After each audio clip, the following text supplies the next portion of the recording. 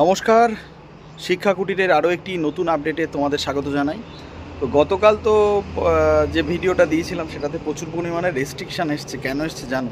তো যাই হোক, যাদের বলেছিলাম যে পরীক্ষার কেস হবে কি হবে এগুলো সব ভুলে যাও, ভুলে গিয়ে পড়তে বসো। প্রত্যেককে বলছি, তার কারণ পরীক্ষায় কিন্তু আজকে হাইকোর্টে একদম স্পষ্ট বলে দেওয়া হলো যে মাননীয় বিচারপতি সৌগত মহাশয়ের বেঞ্চে যে মামলাটি উঠেছিল এবং সেখানে বলেছিল যে নিয়োগ বিধিতে কোনো রকম হস্তক্ষেপ করতে চায় না কোর্ট, এবং মামলাটা পরবর্তীতে জুলাই মাসে উঠবে এবং 16 তারিখ থেকে ফর্ম ফিল আপ শুরু হয়ে যাচ্ছে।